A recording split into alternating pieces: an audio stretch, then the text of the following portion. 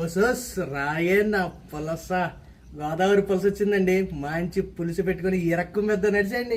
Rate మాత్రం మామూలుగా లేదులేండి, వాచిపోయింది. సర్లేండి, చేసేదే ఉంది. మంచి పులుసెట్టుకొని లాగించేద్దాం రండి. మట్టి దాకలో నూనె బాగా వేడైన తర్వాత ఉల్లిపాయ తురుము కరివేపాకేసి కొంచెం బాగా ఏగనివ్వాలండి. తర్వాత అల్లం ఎల్లుల్లిపాయ ధనియాలు జీలకర్రతో వేసిన మసాలా పేస్ట్ వేసుకొని పచ్చివాసన పోయేదాకా బాగా వేపుకున్న తర్వాత పసుపు కల్లుప్పు కూరకు సరిపడగా కారం వేసుకొని చిన్న మంట మీద వేపుకున్న తర్వాత అండి నీట్ గా కడిగి పెట్టుకున్న నెగనెగలాడే పులస ముక్కలు కూడా వేసేసి మొక్కకి మసాలా పట్టించి చింతపండు పులుసు కూడా వేసేయండి. ఇప్పుడు గరిటతో కాకుండా చేతితో కలుపుకొని మూత పెట్టి ఒక పొంగు వచ్చిన తర్వాత బెండకాయ ముక్కలు పచ్చిమిరకాయలు వేసి తర్వాత పులుసు సల్లాసలామని మరుగుతా చూసారా. ఎలాంటి టైంలో ఒక చెంచా వెన్న కొంచెం ఆవకాయ నూనె వేసుకోనండి ఒక్కసారి కలిపి సన్ననే సెగ మీద గానీ నిప్పులు సెగ మీద గానీ ఎంతసేపు బావుడికిచ్చుకుంటే అంత బాగా వద్దండి కూర. ఒక రాత్రి నిల్వ ఉంచుకొని పొద్దున్నే అన్నంలో ఈ పులస పులుసు వేసుకొని తింటే ఉంటదండి